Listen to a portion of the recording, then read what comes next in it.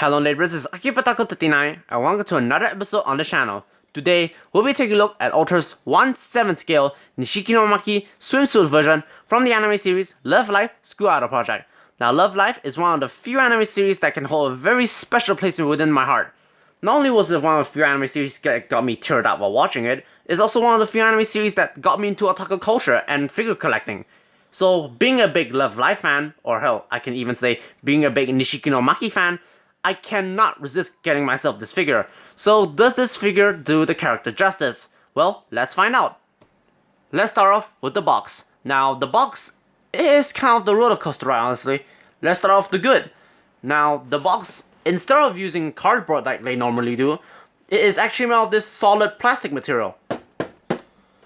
This is actually not a bad feature. Not only does it reveal more of the figure, it also look and feel really strong. I have yet to find any form of dent or scratch on this thing, and hell, it even looks good with all the printed text on this thing. However, there is a downside to all this plastic. Now that because it is made of plastic instead of cardboard, it is so much more harder and inconvenient to open it. What from the fear of denting, bending, or hell even warping the plastic while opening the figure is even more painful while repackaging it. So yeah, if you're gonna open this thing, I advise you take caution. One advice I can give you if you're gonna repackage this thing is that when you fold the flap, do not push it all the way, as if you do, it's gonna be a real pain to open this thing again. Putting the negatives aside, while the printing quality, well, the printing quality for Ultra is basically perfect. The printing has no scratches or imperfections, it is solid and it's nice. And hell, there's even a signature sign back here. I don't know whose signature is this, maybe it's Maki's or her voice actress or the sculptor, but whoever it is a nice touch. So box art and design wise, I'm giving it a solid B+. Now that we got the box out of the way, now it's time to talk about the figure. Besides the figure itself, we also got a little stand for it to stand on. Let's start off with the aesthetics of the figure. Now, the aesthetics of the figure, it is basically perfect. What, from the tiniest details to no paint splashes to be detected, it is that perfect. However, as a big Maki fan, I'm gonna be nitpicking. For starters, this figure is not 100% accurate to the illustration, so let's go through it. So, if you're curious, what inaccuracy does this figure carry? After all, it is made by Ultra, the company that you expect pure perfection from, so what could possibly go wrong?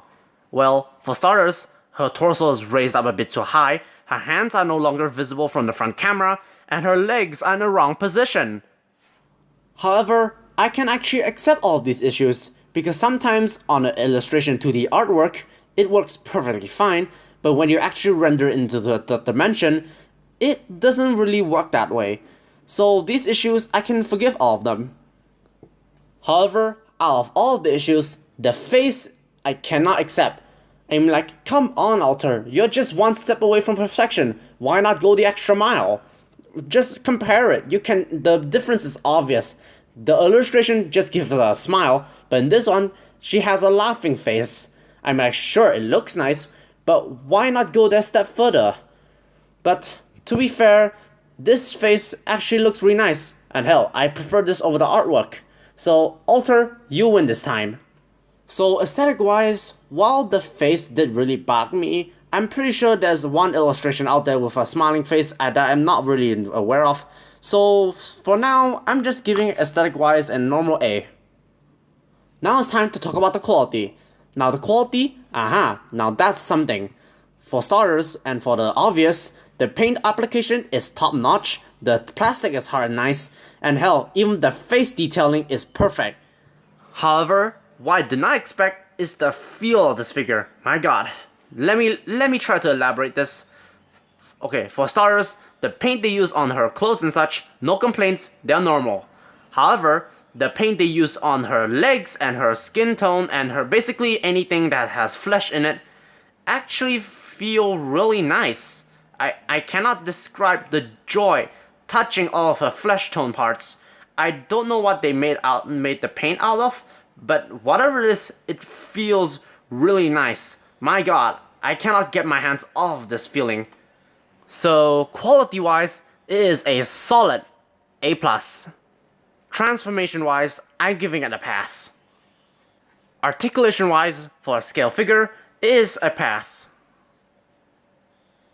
Accessory wise, while her base may be considered an accessory for some collectors, to me, the base is just another part of the figure, so for that, I'm just giving it another pass. Before we conclude this review, let's do some size comparisons.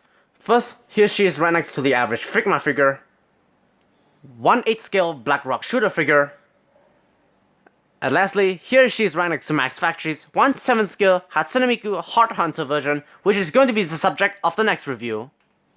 Overall, should you get this figure?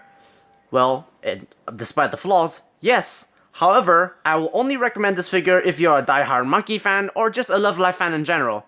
So overall, I'm giving this figure a solid A. Thank you for watching this video. If you like what you see, please hit the like button and subscribe for more videos from me. And if there's anything I can improve on, let me know in the comments below. But until then, see you guys in the next video, and remember, tell your world.